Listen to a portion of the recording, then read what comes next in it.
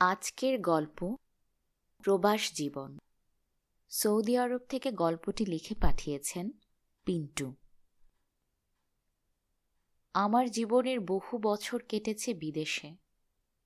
মাত্র 2 বছর বয়সে ঘোড়ার গাড়ি চড়ে তেজগাঁও এয়ারপোর্ট থেকে চড়েছিলাম করাচিগামী বিমানে। সেটা ছিল আমার প্রথম বিমান ভ্রমণ। এরপর শততম ফ্লাইটও পার হয়ে গেছে অনেক বছর আগে। আমার হিসাবের 110তম ফ্লাইটে করে সৌদি আরব ফিরছিলাম। তাও 20 বছর আগের কথা। স্ত্রী ও 4টি ছেলে মেয়ের কাছ থেকে এ পর্যন্ত কতবার যে বিদায় নিয়েছি তার হিসেব নেই। তবুও জানালার বাইরের পেঁজা তুলোর মতো উড়ে যাওয়া মেঘের দিকে চেয়ে কাঁদছিলাম।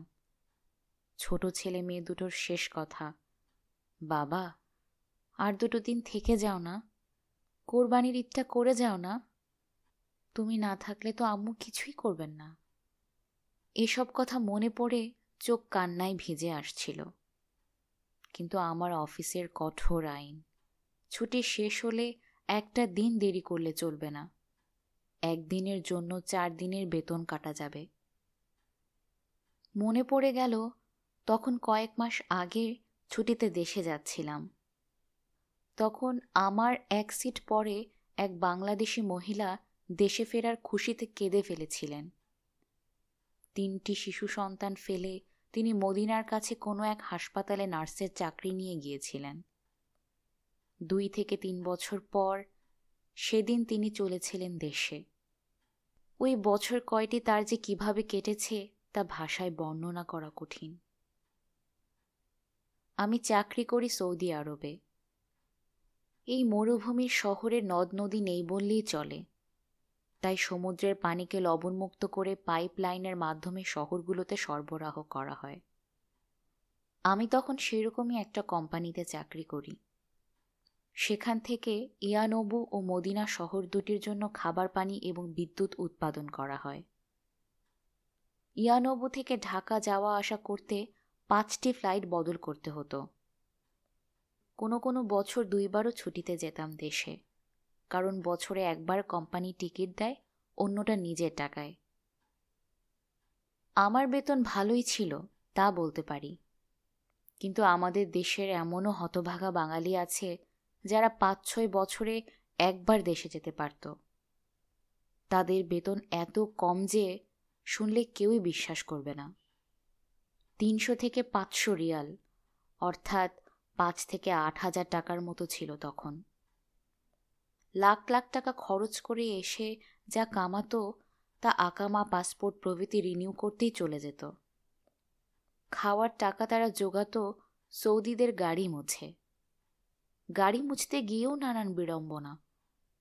কেউ মিথ্যা চুরির দায়ে বা আকামা না থাকায় ধরা পড়ে জেলে পচে মরে।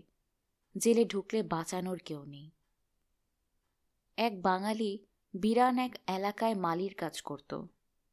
তার মালিক কয়েকটা উট ও কিছু শুকনো রুটি দিয়ে যেত। উট চড়ানো ও খেজুর বাগান দেখার কাজ। 2-3 দিন পর এসে আবার কিছু শুকনো রুটি। একদিন ওই লোকটিকে সাপে কাটল। বেচারাকে বাঁচানোর কেউ নেই। সে প্রধান সড়কের পাশে বেহুশ হয়ে পড়েছিল। কোনো এক গাড়ির চালক ওই রাস্তা দিয়ে যাবার সময় তাকে দেখে হাসপাতালে নিয়ে যায়, না হলে ওখানেই মরে পড়ে থাকত। এরকম শ ঘটনা ঘটেছে। বাবা মা ভাই বোন আত্মীয় স্বজন রেখে কয়টা টাকা উপার্জনের জন্য এখানে সারা দিন চোখের পানি ফেলে ডিউটি করেও কয়েকশো লোক 4-5 মাস যাবৎ বেতন পায় না। থাকা, খাবার ও চিকিৎসার কোনো ব্যবস্থাই তাদের ঠিকমতো নেই। মরুভূমির প্রচণ্ড গরমের মধ্যে রাতে ভেজা কম্বল জড়িয়ে শুয়ে থাকে। এখানে এত গরম পড়ে যে এয়ার কন্ডিশন ছাড়া থাকা মুশকিল। এ তো গেল সৌদি আরবের সামান্য চিত্র। তার আগে 9 বছর ইরাকের বাগদাদ শহরে ছিলাম। সেখানেও বিচিত্র অভিজ্ঞতা কম হয়নি। এক বাঙালি ভদ্রলোক তার পঙ্গু বন্ধুর স্ত্রীকে নার্সের চাকরি দেওয়ার নাম করে বাগদাদ নিয়ে আসে।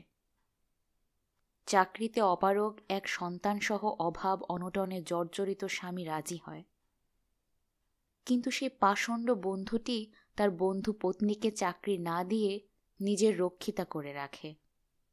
মহিলার পাসপোর্ট আকামা নিজের কবজায় রেখে ভয় দেখায় যে যদি কাউকে বলে দেয় তবে জীবনে দেশে ফিরতে পারবে না। আকামা ও পাসপোর্ট ছাড়া বাইরে গেলে পুলিশের হাতে পড়লেও রক্ষা নেই। এতেও ওই লোকের শখ মিটল না। বন্ধুর সুন্দরী স্ত্রীটির মাধ্যমে টাকা কামানোর খেয়াল জাগল তার। আর কি, শুরু হলো মহিলার ওপর অত্যাচার। একদিন এক সহৃদয় ব্যক্তি গিয়েছে পাষণ্ড বন্ধুটার খোঁজে তার বাসায়। সুযোগ পেয়ে কেঁদে কেটে বন্ধুর স্ত্রীটি তার অত্যাচারের কথা সব জানায়। আমি তখন বাগদাদের এম্বাসির গঠিত একটি পঞ্চায়েত কমিটির মেম্বার। আমরা পুলিশের কাছে না গিয়ে কিছু কিছু সমস্যা সমাধান নিজেরাই করার চেষ্টা করতাম, যেন দেশের বদনাম না হয়। ওই সহৃদয় ব্যক্তিটির মাধ্যমে সংবাদ পেয়ে আমরা ওই কুখ্যাত লোকটাকে ধরে এনে খুব উত্তম মধ্যম দিলাম। এরপর তাকে একটি চুক্তিপত্র সই করালাম।